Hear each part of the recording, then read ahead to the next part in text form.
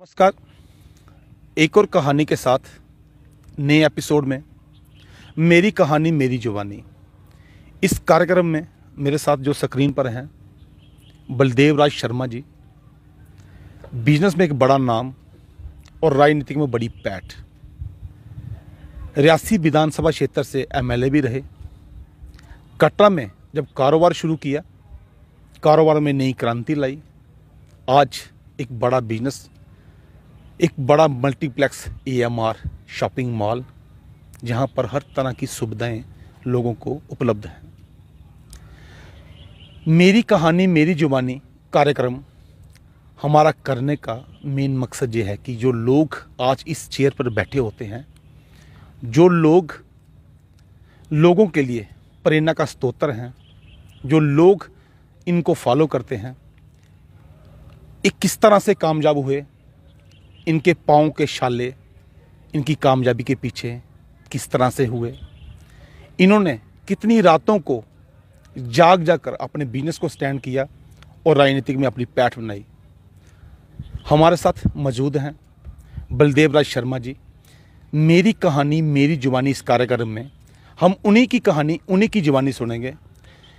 उनकी स्कूलिंग कहाँ से हुई, पहला व्यापार उन्होंने कहाँ से शुरू किया, और आज वो इतने बड़े उद्योगपति बनकर जो सामने बैठे हुए हैं।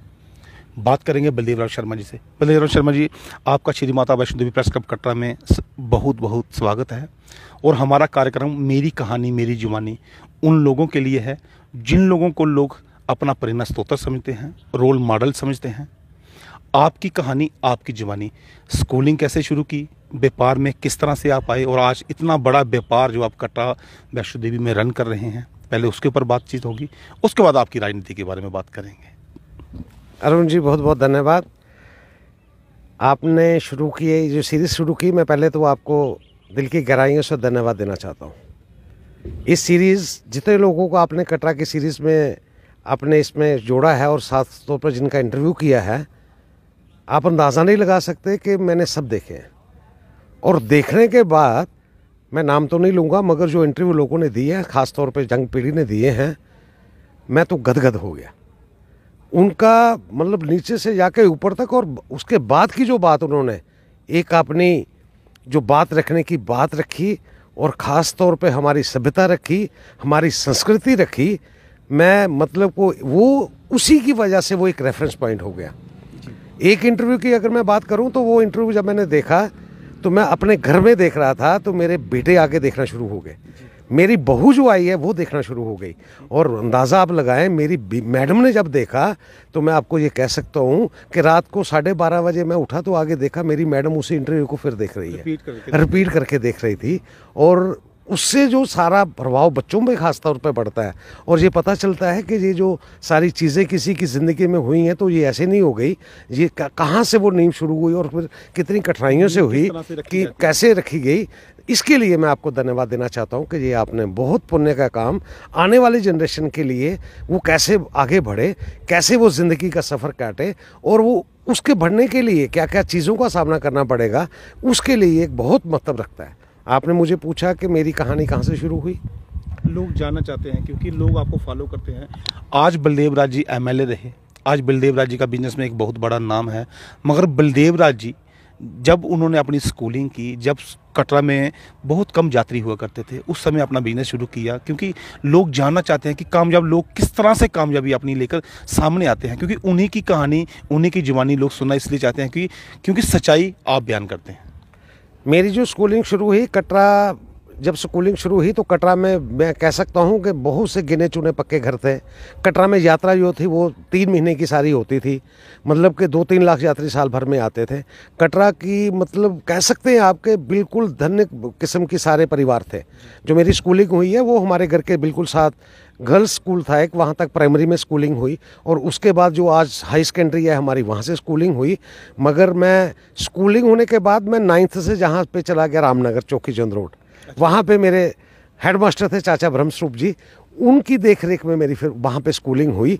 अगर आप पूछेंगे कि वहाँ पे जाने की क्यों नौबत आई, वो नौबत इसलिए आई कि शुरू से ही बचपन से मैं बहुत शरारती था, और शरारती होने के बावजूद मेरा कोई ध्यान नहीं था कि मैं पढ़ूँ भी, पढ़ाई की तरफ बिल्कुल ध्यान नहीं था। और वही एक कारण बना कि मेरे चाचा जी ब्रह्म स्वरूप जी मुझे पकड़ के वहाँ से कान से वहाँ चौकी चंद रोड ले गए, और चौकी चंद रोड में जाके मैंने 10वीं की जो अपनी परीक्षा थी वहाँ पे दी।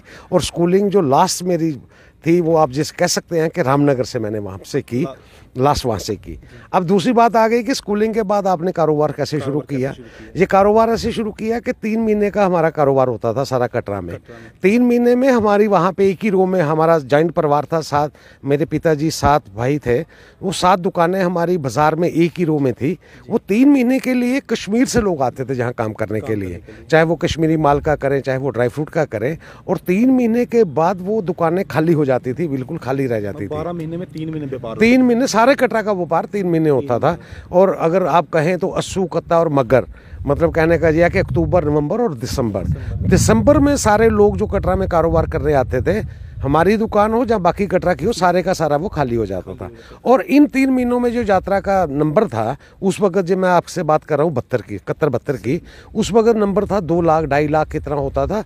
और मोटे तौर पे वो 3 महीने की कमाई के बाद सारे कटरा वाले फिर वो सारा साल वही 3 महीने कमाकर 9 महीने का काम चलता था। कोई यहाँ पे होटल नहीं था, कोई गेस्ट हाउस नहीं था, पेइंग गेस्ट हाउस होते थे। हमारे घर में भी यात्री जो थे as a paying guest house सारे कटरा में सारे रुकते थे, वही उनका खाना भी वहीं पे बनता था, वही करता था और उसी के ऊपर जो सारा चलता था। मेरा जो कारोबार शुरू हुआ, तो कारोबार मैंने जो शुरू किया अपना, वो निश्चित स्टेज पे आप समझेंगे, पहला कारोबार जो शुरू किया मैंने, एक चाय की दुकान बनाई। चाय की दुकान। और कैसे बनाई? घर वाले चाहते थे कि मैं पढूं, मेरी रुचि नहीं थी पढ़ने की। आप शरारती थे? आपने पढ़ने की रुचि नहीं थी। वो बनाई कैसे? मेरे मदर फादर जो थे वो 4 धाम के तीर्थ के लिए 4 महीने के लिए घर से चले गए।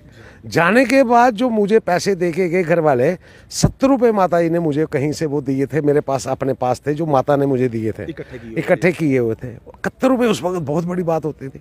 जब वो चले गए मदर फादर, तो मैंने पीछे से मतलब कि दुकान वो वहाँ पे बना ली। उन पैसों की दुकान, उन पैसों की दुकान, वही मेरी, आप इनिशियल स्टेज पे समझे तो वही एक मेरी रास थी कारोबार की। वो मैंने वहाँ पे दुकान बना ली।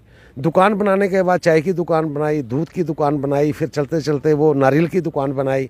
फिर एक दुकान के बाद फिर नारियल की और दुकानें, वहाँ पे कटरा में सारा काम ही वही था, प्रसाद काम था। एक के बाद फिर वो और दुकानें बनाई, बस स्टैंड पे 2 दुकानें बनाई, गेस्ट हाउस वो यहाँ पे श्राइन बोर्ड की, आज यहाँ पे श्राइन बोर्ड है, टूरिज्म की वहाँ पे हॉस्टल होता था, वहाँ पे दुकान बनाई। एक ऐसे चलते चलते वो सारा जैसे सब बढ़ता चला और ये यात्रा भी बढ़ती गई और अपना भी जो काम था वो भी चलता गया। बलदेव जी, एक चीज़ बताएं कि दुकानों के बाद एक नया कंसेप्ट लेकर आप आए थे थिएटर का। बहुत पुरानी 80s की बात है जब नया कंसेप्ट लेकर आए थे। किस तरह से कंसेप्ट आया था कि कटरा में थिएटर होना बहुत लाजमी है, ज़रूरी है? ये बचपन की बात है। तो उस वक्त मतलब कि बात ये है कि आदमी का मन वहाँ जाता है कि जहाँ आपको कोई काम इन्फ्लुएंस करे। वो जो एक दौर था वो सिनेमाटोग्राफी के लिए बहुत भारी मतलब था, वो एक दौर था। मल्टीप्लेक्स जहाँ उस वक्त होते नहीं थे, सिंगल स्क्रीन सिनेमा होते थे, मगर वो एक सिनेमा की क्रेज़ बड़ी होती थी और साथ में सिनेमा वालों की क्रेज़ बड़ी होती थी। मैं उस बात से इन्फ्लुएंस हो गया।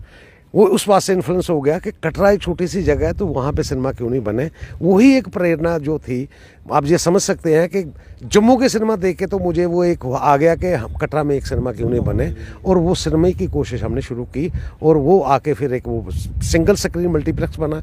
85 में उसकी इनाग्रेशन हुई, 85 में वो सिनेमा बना।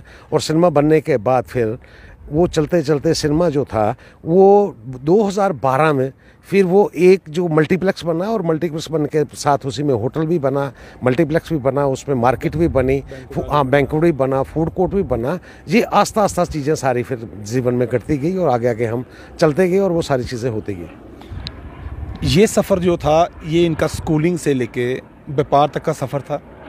मैं बता देना चाहता हूँ कि एक 70 रुपये से चाय की दुकान शुरू करने वाले इन जैसी कामयाब हस्तियाँ आज 70-100 करोड़ का बिजनेस भी कर रही हैं, क्योंकि व्यापार में बढ़ाना इनकी आदत है। एक दुकान के बाद दूसरी दुकान, दूसरी दुकान के बाद तीसरी दुकान, एक होटल के बाद दूसरा होटल, दूसरे होटल के बाद एक बड़ा शॉपिंग कम्प्लेक्स। आगे इनकी व्यापार में किस तरह से रणनीति रहेगी उसके ऊपर भी इनसे चर्चा की जाएगी। मगर कटरा की बात की जाए तो कटरा में होटल इंडस्ट्री में अब 700 के करीब होटल्स हैं। मगर सिनेमा हॉल एक ही है। इनका विज़न अच्छा था। सिनेमा हॉल में आज भी फैसिलिटी देखी जाए तो टॉप की फैसिलिटी है। मल्टीप्लेक्स जो उन्होंने बनाया हुआ है हर तरह की सुख सुविधा से लैस है और लोग उसका बिल्कुल भरपूर फ़ायदा उठा रहे हैं। ये तो व्यापार था। और राजनीतिक में कैसे आए? क्योंकि राजनीतिक में इन्होंने बोला कि स्कूलिंग में ये बहुत शरारती थे, घर वाले चाहते थे कि ये पढ़ें। इन्होंने शरारती में अपना जीवन व्यतीत किया और इनके ही चाचा जी जो हायर सेकेंडरी स्कूल में उस समय हेडमास्टर थे, प्रिंसिपल थे, जो भी, वो वहाँ से लेकर इनको अपने साथ ले गए और वहाँ से इन्होंने अपनी 10वीं की जो परीक्षा थी वो की। उसके बाद व्यापार में आ गए, क्योंकि व्यापार कटरा का इसलिए बड़ा था क्योंकि यहाँ पर श्रद्धालुओं का जो आंकड़ा था दिन ब दिन बढ़ता जा रहा था। मतलब जी ये तो रही आपकी सफ़र जो था आपके बिजनेस का था। कौन लोग थे प्रेरणा स्रोत आपके साथ? जिस तरह से आपने बोला कि आपकी मदर ने आपको 70 रुपये दिए थे और वो 4 धाम के तीर्थ पे चले गए, वहाँ से आपका बिजनेस जो था स्टार्ट हुआ। मैं मानता हूँ कि जो घर में हम बोलते हैं कि इकट्ठे मदर जो 1-1 रुपया देती है, आपने खर्च नहीं किया, आपने इकट्ठा किया और वहाँ से आपका बिजनेस व्यापार शुरू हुआ। मगर राजनीति में किस तरह से आप आए? और राजनीति का सफ़र अगर आपके बारे में कहा जाए तो आप बाकोल, मतलब मुँह पे बात कहने वाले उन नेताओं में से आते हैं। किस तरह से आपने इलेक्शन लड़ी? पहली इलेक्शन किस तरह हुई? किस तरह से आपने पार्टी ज्वाइन की? ये बात है 96 की। जो पहली इलेक्शन मैंने भारतीय जनता पार्टी से लड़ी वो 96 में लड़ी। और कहीं आप कह नहीं सकते कि कहीं मेरा रुझान था जहाँ मैं लड़ सकता था, जहाँ कैसे हुआ। कुदरती कहीं इलेक्शन की जब बात हुई तो इलेक्शन जब सिर पे आ गई तो शुरू में हम ऋषि कुमार कौशल का मैंने काम किया था। उससे पहले ऋषि कुमार कौशल जी का काम किया था उनकी इलेक्शन में, वो जब यहाँ से इलेक्शन लड़े। उसके बाद मतलब घर के जो हमारे संस्कार थे तो वो मतलब कि आरएसएस के थे। मेरे सारे चाचा जो थे वो आरएसएस से जुड़े हुए थे। ऋषि कुमार कौशल जी हम छोटे छोटे थे तो हमारे घर में रामसूप चाचा जी हों, बद्रीनाथ चाचा जी हों, वो बड़े एक्टिव थे पॉलिटिक्स में। उस वक्त भी संघ में भी थे और पॉलिटिक्स में भी थे, फैमिली में थे। और जो ऋषि कुमार कौशल जी की जितनी बैठकें होती थी, हमारे घर में एक बड़ा सा हाल था। वो हाल को प्रिविलेज लेते हुए बद्री चाचा और हमारे रामसूप चाचा जो थे, उनका कीन इंटरेस्ट था पॉलिटिक्स में और वो जुड़े हुए थे। तो वही एक दो थोड़ा सा जो आप कह सकते हैं कि कड़ी एक जुड़ी हुई थी। तो ये जो इलेक्शन मेरी 96 में लड़ने की बात आई तो वो उस वक्त भारतीय जनता पार्टी, एक लाला शिवचरण जी और एक चमनलाल गुप्ता जी, और मुख्य तौर पे ये एक प्लेयर होते थे कि वो इलेक्शन भारतीय जनता पार्टी की तरफ से कटरा किसको कहाँ पे करेंगे, क्या करेंगे, हाँ महारथी कहाँ करेंगे। और पार्टी इन्हीं के बलबूते पे उस वक्त का जो था वो इन्हीं के बलबूते पे चलती थी, यही करते थे। कहीं रियासी कॉन्स्टिट्यूंसी से इलेक्शन भारतीय जनता पार्टी की 96 में कौन लड़े, वो चलते चलते कहीं मेरा नाम वहाँ पे चला। जो बाद में मुझे पता चला कि वो नाम जो था वो नाम लाला शिवचरण के घर चला। वो नाम जो चलाया मोहनलाल सरपंच पैंथल के एक्स सरपंच मोहनलाल सरपंच, वो उन्होंने चलाया। और सजूराम शास्त्री जो चढ़ाई के हैं उन्होंने सेकंड किया। उन्होंने कहा जी अगर इलेक्शन आपने किसी को मैंडेट देना है वहाँ पे भारतीय जनता पार्टी का तो वहाँ से दे दीजिए, क्योंकि वो एक ऐसा वक्त था कि वहाँ पे कम लोग मिलते थे कि भारतीय जनता पार्टी की इलेक्शन लड़े। हमारी कहीं से सरकार नहीं थी, हम बैकफुट पे होते थे। हमने जो वहाँ से इलेक्शन लड़नी तो मतलब कहने का ये होता था उस वक्त के 2-4 एमएलए बन जाएंगे, 6 बन जाएंगे और अपोजिशन के लिए वहाँ पे करेंगे, तो वो मेरा नाम चल पड़ा। और मैं आपको बताऊँ बात कि जब मुझे वहाँ से संदेशा आया कि आपको मिलना है, तो मैं पहली बार जब लाला जी को मिलने वहाँ पे उनके घर गया तो वहाँ पे दरबार लगा हुआ था। मैं भी वहाँ पे जाके एक कुर्सी पे बैठ गया। आप अंदाज़ा लगाइए ना, मैं लाला जी को जानता था, लाला जी मुझे जानते ही नहीं थे। सारे लोग जाने के बाद उन्होंने पूछा जी ये कौन आ गए, उन्होंने हाँ ये लड़का कौन बैठा है, उन्होंने कहा जी ये बलदेव शर्मा। आप अंदाज़ा लगाइए कि मेरी इंट्रोडक्टरी यहाँ से शुरू हुई और होने के बाद उन्होंने और ख़ास तौर पे जिसमें योगदान रहा पवन गुप्ता जी का रहा, वो भी सक्रिय हो गए थे पॉलिटिक्स में सक्रिय थे, क्योंकि उनके घर से पॉलिटिक्स चलती थी पूरी स्टेट की। और चमनलाल गुप्ता जी, मुझे जो पहली टिकट भारतीय जनता पार्टी की तरफ से 96 में मिली वो उन्होंने टिकट दी और मात्र उस वक्त 1 महीना था इलेक्शन को, तो मैं वहाँ से भारतीय जनता पार्टी की टिकट पे वहाँ पे लड़ा। और चलते चलते वो सफ़र फिर एमएलए भी बन गए। एमएलए के बाद मैंने एक गलती भी की कि मैंने भारतीय जनता पार्टी को छोड़ दिया, मुझे टिकट नहीं मिली, जो मैं आज भी कहता हूँ कि वो गलती मैंने की थी। और उसके बाद फिर भारतीय जनता पार्टी में, तो ये सारा सिलसिला पॉलिटिक्स का वहाँ से शुरू हुआ और ये सारे का सारा सिलसिला आज आप देख रहे हैं कि यहाँ तक हम वो पॉलिटिक्स में पहुँचे। मतलब जी, जिस तरह से आपने कहा कि हम इस सवाल पे आने भी वाले थे, क्योंकि 2008 में आपने इलेक्शन लड़ी, फिर आप उसके बाद एमएलए रहे, फिर उसके बाद फिर भाजपा का इलेक्शन हुआ, आपने टिकट नहीं मिला, आपने आज़ाद उम्मीदवार के तौर पर जो है इलेक्शन कंटेस्ट की। आपने माना कि वो मेरी बहुत बड़ी गलती थी, कि वो इलेक्शन मुझे नहीं लड़नी चाहिए थी और पार्टी मुझे नहीं छोड़नी चाहिए थी। क्या कारण है? कुछ तो लोगों की वजह रही होगी कि पार्टी छोड़ने को, क्योंकि राजनीतिक में अगर कहीं बात कही जाए तो कटरा एक छोटा सा टाउन है और राजनीति के लोग काफ़ी यहाँ से उभर कर सामने आते हैं। जब 1996 की आपने इलेक्शन लड़ी, तब डिस्ट्रिक्ट उधमपुर हुआ करती थी, आपने इलेक्शन लड़ी, जुगल किशोर जी इलेक्शन लड़ रहे थे उस समय, सरदार लाल दुबे जी इलेक्शन लड़ रहे थे उस समय, क्योंकि कटरा एक बड़ा छोटा सा था। मैं क्या किस तरह का एक्सपीरियंस था उस समय जो 96 में इलेक्शन लड़ी? सबसे मुश्किल कंटेस्ट जो इलेक्शन का था वो कौन सा था, और जो गलती आपने की किस वजह से आपसे गलती हो गई? 96 में तो इलेक्शन लड़ने का मतलब ये था कि उस वक्त कांग्रेस का बोलबाला था सारा, कांग्रेस सरकार होती थी जहाँ पे नेशनल कॉन्फ्रेंस के उनसे मुकाबला होता था। आप अंदाज़ा नहीं लगा सकते कि कॉन्स्टिट्यूंसी में हमें अपने एजेंट तक नहीं मिलते थे कि कोई भारतीय हाँ एजेंट मिले, और कई ऐसी जगह थी कि जहाँ हमारा झंडा नहीं कोई लगाने देता था। मन से पता नहीं वोट दे रहा है, हमें पता होता था कि वोट दे रहा है, मगर वो इतनी मतलब सख्त पोजीशन थी उस वक्त कि ना तो लोग भारतीय जनता पार्टी के साथ चलना चाहते थे, ना ही लोग वोट देना चाहते थे, ना ही वो झंडा लगाना चाहते थे। और कुछ ऐसे थे जो हमें वोट देना चाहते थे, जो हमें प्यार भी करते थे और वो चाहते थे भी कि भारतीय जनता पार्टी आगे चले, भारतीय जनता पार्टी का एमएलए बने, मगर वो खुल के बाहर नहीं आते थे। वो सबसे अगर मैं कहूँ तो वो कठिन बात उस वक्त थी, उस वक्त 96 में। फिर मैंने 2002 की इलेक्शन लड़ी। 2002 की इलेक्शन भी हमारे लिए बहुत मुश्किल थी उस वक्त। वो इसलिए मुश्किल थी कि उस वक्त हमारे पास था कुछ नहीं, मगर मैं कहता हूं कि मैं सलाम करता हूं अपने वर्कर्स को, और ख़ास तौर पे जो हमारे साथ उस वक्त लोग जुड़े थे। मैं मामूली 2000 के वोट से रह गया था वहाँ, एक बराबरी की बात पे मैं पहुँच गया था उस वक्त के जब हमने वो इलेक्शन हारी। मगर वो इलेक्शन में हमने फील्ड पे सीखा बहुत कुछ। उस वक्त सीखने के बाद वो जो सीखा था वो 2008 में वो काम आया, एक्सपीरियंस काम आया। वो आने के बाद एक अच्छी लीड, अच्छे लोगों ने मत दिया और अच्छा काम भी किया, वर्कर्स ने अपनी दिन रात लगाई, और वो मैं एमएलए भी बन गया। एमएलए के बनने के बाद भी जो हम एमएलए थे, हम उस पोजीशन में नहीं होते थे उस वक्त एमएलए कि हम सरकार का हिस्सा बने। कश्मीरी हुक्मरान, हम कश्मीरी हुक्मरान वहाँ पे रहते थे, हमारी सारी बातें वहाँ पे मानी जाए, मगर हमने बड़ी स्ट्रगल की और एज ए एमएलए हमने जो हमसे बन सकता था वो वहाँ पे किया। फिर आपने जो कहा कि बाद में 2014 में मुझे टिकट नहीं मिला, तो वो मैं हर जगह हर फोरम पे ये कहता हूँ कि अगर ज़िंदगी की बलदेव शर्मा ने कोई गलती की है पॉलिटिक्स में, वो की है कि हमने वो पार्टी को छोड़ा। पार्टी को छोड़ने का मतलब कि पार्टी ही आपको सब कुछ देने वाली होती है, तो पार्टी ने टिकट नहीं दी, क्या वजूहत रहे, कौन सी बात रही, किस बात के लिए टिकट नहीं मिली, कौन से चक्कर में हम फंस गए, तो वो सारी बातों को हमने छोड़ देना चाहिए था, पार्टी के साथ रहना चाहिए था, मगर वो हमने नहीं चले। और उसका नतीजा ये हुआ कि हम पार्टी से बाहर हो गए। और फिर एक वक्त आया, पार्टी को भी समझ इस बात की सारी चीज़ें आ गई, क्योंकि जब 2014 की इलेक्शन हुई तो जो पहली इलेक्शन थी 2002 की, जबकि वोटर 90,000 था, तो बीजेपी का वोट शेयर उस वक्त 28,000 था। वोट बढ़ने के बाद 1,10,000 वोट होने के बाद मात्र जो वोट रह गया 22,000 रह गया, 22,000 रह गया। वोटर की जो था रिवर्स होना शुरू हो गया भारतीय जनता पार्टी का, वो भी एक कारण रहा होगा। और हमने भी ये सोचा कि हमने गलती की है तो उसको सुधारें, तो इसलिए हमने भारतीय जनता पार्टी को फिर मतलब कि हम ज्वाइन कर दिया, हम दामन थामे हुए भारतीय जनता पार्टी में। कहीं ना कहीं प्लेटफॉर्म से आप स्लिप हो गए थे, वो ऊपर वापस ट्रेन आपकी फिर वापस बिल्कुल आ गए।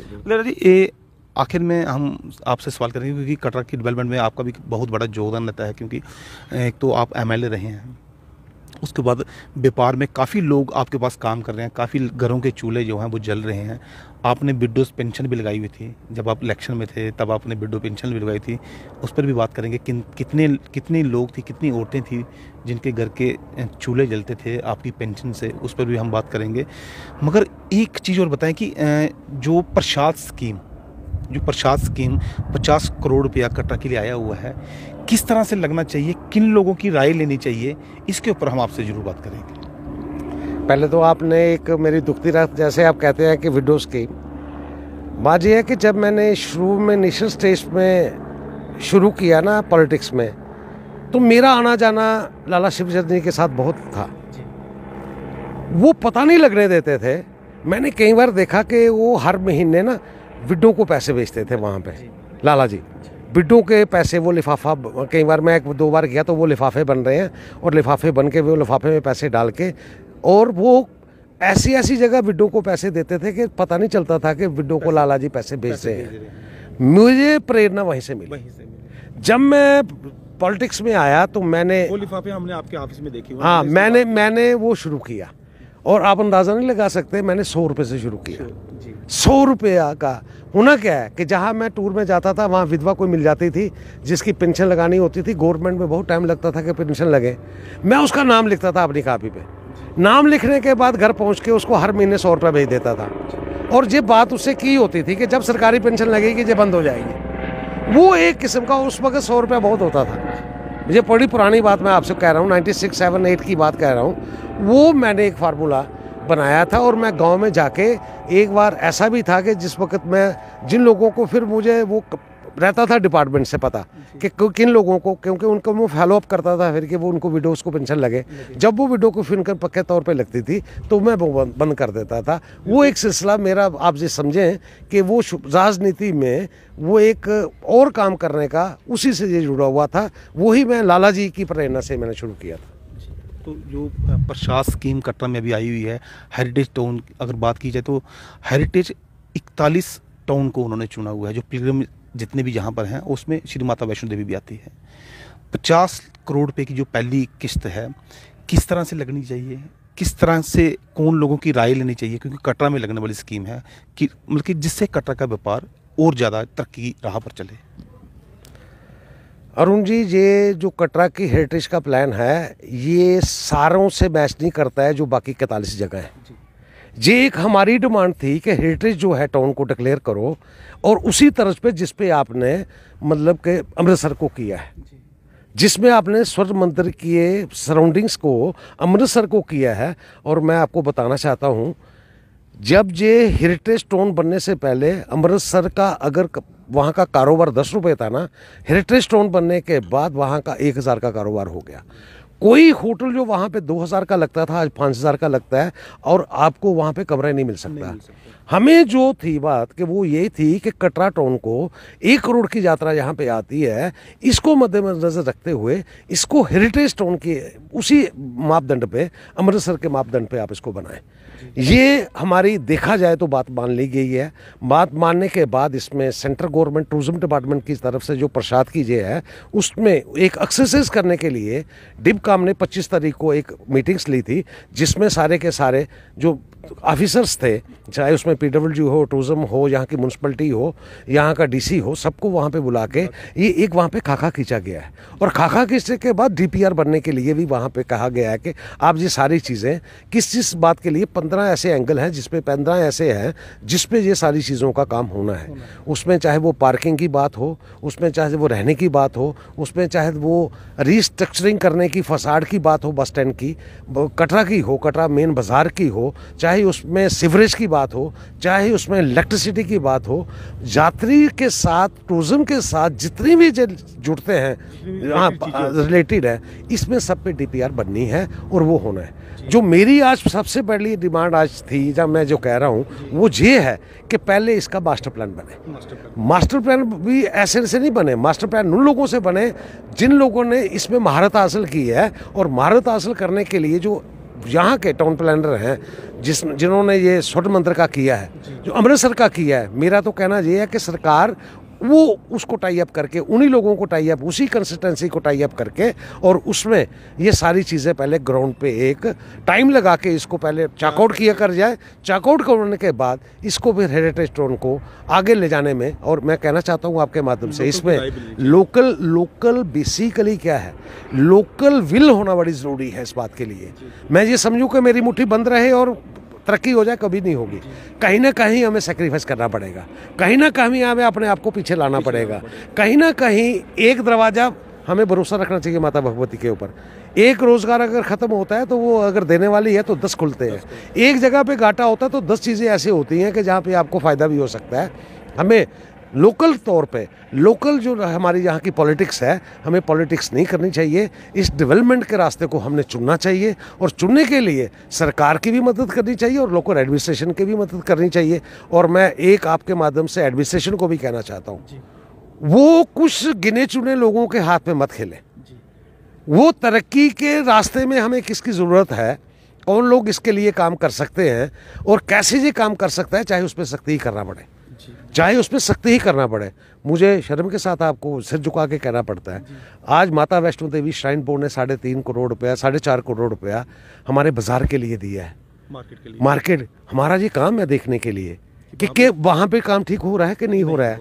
अगर नहीं हो रहा है तो वहाँ के जो ऑफिसर्स हैं उनको खींचने की अगर ज़रूरत है तो वो करनी चाहिए। कहीं वो रीटू तो नहीं हो रहा है कि जो पुराने काम के ऊपर ही काम हो रहा हो। इसके लिए कहीं ना कहीं हमने अपने आप का मयार को ठीक करना पड़ेगा, चाहे उसमें मैं भी आता हूँ और उसमें म्यूनसिपलिटी भी आती है और उसमें जो म्यूनसिपलिटी का अमला फमला है, जिन्होंने ये देखना है कि ये DPR बनी क्या थी और ये बन क्या रहा है और काम किस तरह से हो रहा है। और मैं तो ये कहता हूं कि वो देखने के अलावा हर काम का वहां पे, जैसे रेलवे में काम होता है क्यूब बन के, उसका लेबोरेटरी टेस्ट भी होना चाहिए कि इसमें मिक्स ठीक हो रहा है कि नहीं हो रहा है। अब जब तक हम वो नहीं करेंगे तो ये जितने मर्जी प्रसाद की स्कीम आए, जो तरह मर्जी आए, अगर क्वालिटी सही तरीके से नहीं होगी, क्वालिटी तब ठीक होगी जब हमारी नीयत ठीक होगी। हमारी जब नीयत ठीक होगी तो अफसर की सामने वाले की होगी ही होगी, और उस अफसर की अगर होगी तो वो जो नीचे काम करने वाला होगा तो उसकी जो ठेकेदार होगा उसकी भी नीयत ठीक हो जाएगी कि ये लोग बख्शने वाले नहीं हैं,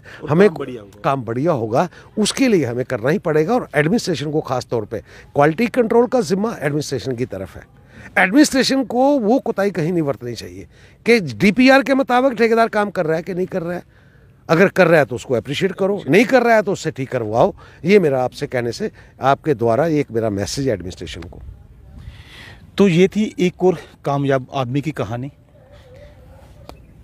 मेरी कहानी मेरी जुबानी। इस कार्यक्रम में हमने बलदेव राज शर्मा जी से उन्हीं की कहानी, उन्हीं की जुबानी सुनी। उनका पहला बिजनेस जो था, उनका कहना है कि उनकी मदर ने जो उनको पैसे दिए थे वो 70 रुपये उन्होंने इकट्ठे रखे थे, और जब इनके मदर और फादर 4 धाम के तीर्थ के लिए 4 महीने के लिए घर से गए तो इन्होंने दुकान पीछे से चाय की खोलना शुरू कर दी। जब चाय की दुकान खुलती है तो वहाँ पर इन्होंने खुद काम किया। उसके बाद इन्होंने प्रसाद की दुकान खोली, लगातार बिजनेस का विस्तार करते गए। उसके बाद ये थिएटर्स, आज EMR मल्टीप्लेक्स कम्प्लेक्स जो बना हुआ है, वहाँ पर आपने देखा कि हर तरह की सुख सुविधा वहाँ पर लैस है। इसी तरह की कामयाब आदमियों की कहानी, उन्हीं की जुबानी इस कार्यक्रम में हम आपको दिखाते रहेंगे। आप देखते रहिए श्री माता वैष्णो देवी प्रेस क्लब कटरा का पेज। मैं हूँ अरुण शर्मा। जय हिंद, जय भारत।